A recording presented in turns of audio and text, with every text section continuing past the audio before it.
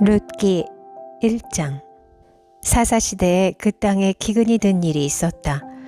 그때 유다 베들레헴 태생의 한 남자가 모압 지방으로 가서 임시로 살려고 아내와 두 아들을 데리고 길을 떠났다. 그 남자의 이름은 엘리멜렉이고 아내의 이름은 나오미이며 두 아들의 이름은 말론과 기럐이다. 그들은 유다 베들레헴 태생으로서 에브랏 가문 사람인데 모압 지방으로 건너가 거기에서 살았다. 그러다가 나오미의 남편 엘리멜렉이 죽고 나오미와 두 아들만 남았다. 두 아들은 다 모압 여자를 아내로 맞이하였는데 한 여자의 이름은 룻이고 또 한 여자의 이름은 오르바였다. 그들은 거기서 10년쯤 살았다. 그러다가 아들 말론과 기럐이 죽으니 나오미는 남편에 이어 두 아들마저 잃고 홀로 남았다. 모압 지방에 사는 동안에 나오미는 주님께서 백성을 돌보셔서 고향에 풍년이 들게 하셨다는 말을 듣고 두 며느리와 함께 모압 지방을 떠날 채비를 차렸다. 나오미가 살던 곳을 떠날 때에 두 며느리도 함께 떠났다. 그들은 유다 땅으로 돌아가려고 길을 나섰다. 길을 가다가 나오미가 두 며느리에게 말하였다. 너희는 제각기 친정으로 돌아가거라. 너희가 죽은 너희의 남편들과 나를 한결같이 사랑하여 주었으니 주님께서도 너희에게 그렇게 해주시기를 빈다. 너희가 각각 새 남편을 만나 행복한 가정을 이루도록 주님께서 돌보아 주시기를 바란다. 나오미가 작별하려고 그들에게 입을 맞추니 며느리들이 큰 소리로 울면서 말하였다. 아닙니다. 우리도 어머님과 함께 어머님의 결례에게로 돌아가겠습니다. 그러나 나오미는 말렸다. 돌아가다오 내 딸들아. 어찌하여 나와 함께 가려고 하느냐. 아직 내 뱃속에 아들들이 들어있어서 그것들이 너희 남편이라도 될 수 있다는 말이냐. 돌아가다오 내 딸들아. 제발 돌아가거라. 재혼을 하기에는 내가 너무 늙었다. 설령 나에게 어떤 희망이 있다거나 오늘 밤 내가 남편을 맞아들여 아들들을 낳게 된다거나 하더라도 너희가 그것들이 클 때까지 기다릴 셈이냐.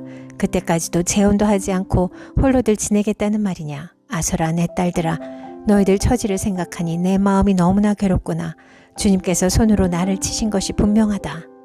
그들은 다시 한번 큰 소리로 울었다. 마침내 오르바는 시어머니에게 입 맞추면서 작별 인사를 드리고 떠났다. 그러나 룻은 오히려 시어머니 곁에 더 달라붙었다. 그러자 나오미가 다시 타일렀다. 보아라, 내 동서는 저의 결례와 신에게로 돌아갔다. 너도 내 동서의 뒤를 따라 돌아가거라. 그러자 룻이 대답하였다. 나더러 어머님 곁을 떠나라거나 어머님을 뒤따르지 말고 돌아가라고는 강요하지 마십시오. 어머님이 가시는 곳에 나도 가고 어머님이 머무르시는 곳에 나도 머무르겠습니다. 어머님의 결례가 내 결례이고 어머님의 하나님이 내 하나님입니다.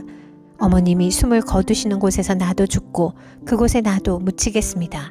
죽음이 어머님과 나를 떼어놓기 전에 내가 어머님을 떠난다면 주님께서 나에게 벌을 내리시고 또 더 내리신다 하여도 달게 받겠습니다. 나오미는 룻이 자기와 함께 가기로 굳게 마음먹은 것을 보고 더 이상 말리지 않았다. 두 사람은 길을 떠나서 베들레헴에 이르렀다. 그들이 베들레헴에 이르니 온 마을이 떠들썩하였다. 아낙네들이 이게 정말 나오미인가 하고 말하였다. 나오미가 그들에게 대답하였다. 나를 나오미라고 부르지들 마십시오. 전능하신 분께서 나를 몹시도 괴롭게 하셨으니 이는 나를 마라라고 부르십시오. 나는 가득 찬 채로 이곳을 떠났습니다. 그러나 주님께서는 나를 텅 비어서 돌아오게 하셨습니다. 주님께서 나를 치시고 전능하신 분께서 나를 불행하게 하셨는데 이제 나를 나오미라고 부를 까닭이 어디에 있겠습니까? 이렇게 하여 나오미는 모압 여인이 며느리 룻과 함께 모압 지방에서 돌아왔다. 그들이 베들레헴에 이르렀을 때는 보리를 거두기 시작할 무렵이었다. 룻기 2장. 나오미에게는 남편 쪽으로 친족이 한 사람 있었다. 그는 엘리멜렉과 집안간으로서 재력이 있는 사람이었다. 그의 이름은 보아스이다. 어느 날 모압 여인 룻이 나오미에게 말하였다. 밭에 나가볼까 합니다. 혹시 나에게 잘 대하여 주는 사람을 만나면 그를 따라다니면서 떨어진 이삭을 주울까 합니다. 나오미가 룻에게 대답하였다. 그래, 나가보아라. 그리하여 룻은 밭으로 나가서 곡식 거두는 일꾼들을 따라다니며 이삭을 주었다. 그가 간 곳은 우연히도 엘리멜렉과 집안간인 보아스의 밭이었다. 그때 마침 보아스가 베들레헴 성읍에서 왔다. 그는 주님께서 자네들과 함께 하시기를 비네 하면서 곡식을 거두고 있는 일꾼들을 격려하였다. 그들도 보아스에게 주님께서 주인 어른께 복을 베푸시기 바랍니다 하고 인사하였다. 보아스가 일꾼들을 감독하는 젊은이에게 물었다. 저 젊은 여인은 네 집 아낙인가? 일꾼들을 감독하는 젊은이가 대답하였다. 저 젊은 여인은 나오미와 함께 모압 지방에서 돌아온 모압 사람입니다.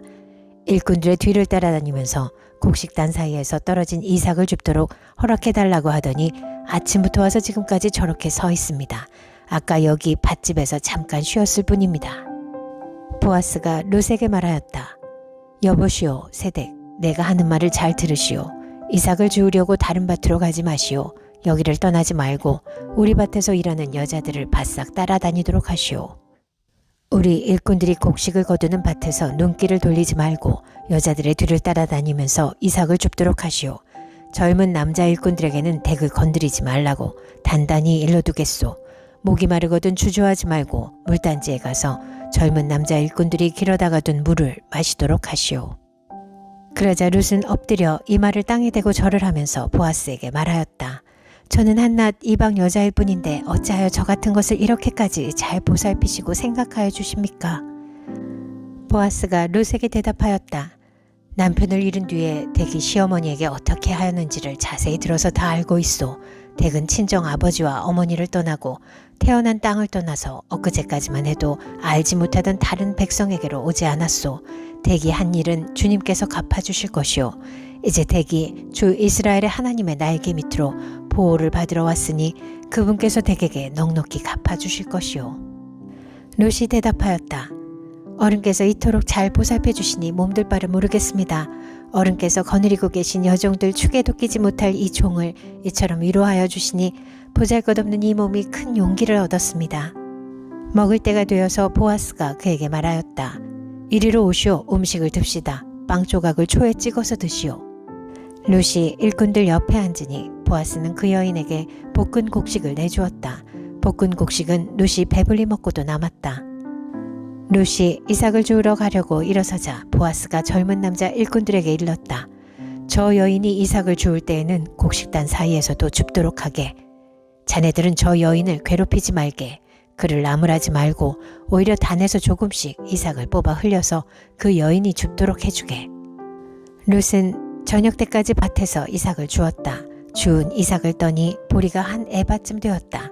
룻은 그것을 가지고 성읍으로 돌아갔다. 룻은 주워온 곡식을 시어머니에게 내보였다. 배불리 먹고 남은 볶은 곡식도 꺼내서 드렸다. 시어머니가 그에게 물었다. 오늘 어디서 이삭을 주었느냐? 어디서 일을 하였느냐? 너를 이처럼 생각하여 준 사람에게 하나님이 복을 베푸시기를 바란다. 그러자 룻은 시어머니에게 자기가 누구네 밭에서 일하였는지를 말하였다. 오늘 내가 가서 일한 밭의 주인 이름은 보아스라고 합니다. 나오미가 며느리에게 말하였다. 그는 틀림없이 주님께 복받을 사람이다. 그 사람은 먼저 세상을 뜬 우리 식구들에게도 자비를 베풀더니 살아있는 우리에게도 한결같이 자비를 베푸는구나. 나오미가 그에게 말을 계속하였다. 그 사람은 우리와 가까운 사이다. 그는 지방간으로서 우리를 맡아야 할 사람이다. 모압 여인 룻이 말하였다. 그뿐이 아닙니다. 그가 데리고 있는 젊은 남자 일꾼들이 곡식 거두기를 다 끝낼 때까지 그들을 바싹 따라다니라고 하였습니다. 나오미가 며느리 룻에게 일렀다. 얘야, 그가 데리고 있는 젊은 여자들과 함께 다니는 것이 좋겠구나. 젊은 남자 일꾼들에게 시달림을 받다가 다른 밭으로 가지 않아도 되니 말이다.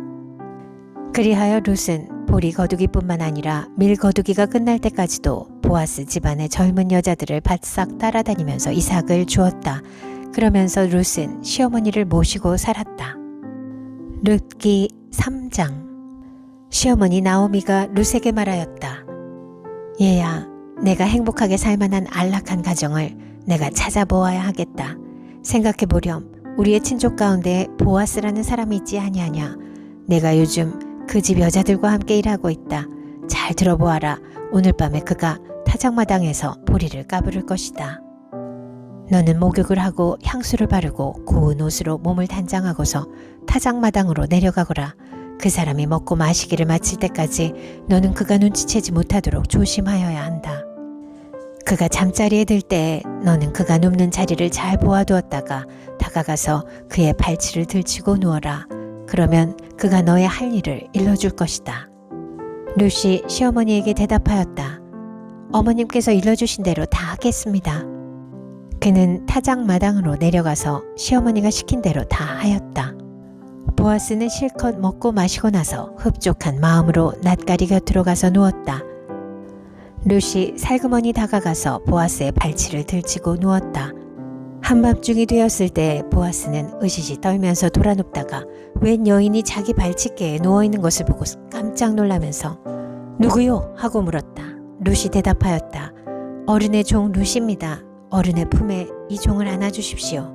어른이야말로 집안 어른으로서 저를 맡아야 할 분이십니다. 보아스가 룻에게 말하였다. 이봐요 룻, 그대는 주님께 복받을 여인이요.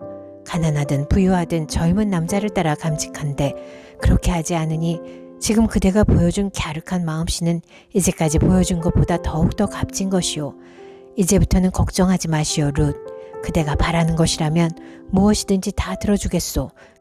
그대가 정숙한 여인이라는 것은 온 마을 사람들이 다 알고 있소. 내가 지방간으로서 그대를 맡아야 할 책임이 있다는 것은 틀림없소. 하지만 그대를 맡아야 할 사람으로 나보다 더 가까운 친족이 한 사람 있소. 오늘 밤은 여기서 지내고 날이 밝거든 봅시다. 그가 지방간으로서 그대를 맡겠다면 좋소. 그렇게 하도록 합시다. 그러나 그가 그렇게 하지 않겠다면 그때에는 내가 그대를 맡겠소. 이것은 내가 살아계신 주님을 두고 맹세하는 것이요. 아침까지 여기 누워 있으시오. 룻은 새벽까지 그의 발치에 누워있다가 서로 얼굴을 알아보기 어려운 이른 새벽에 일어났다. 이것은 보아스가 그 여인이 타작 마당에 와서 있었다는 것을 남들이 알아서는 안 된다고 말하였기 때문이다. 보아스가 말하였다. 걸치고 있는 겉옷을 이리 가지고 와서 펴서 꼭 잡으시오.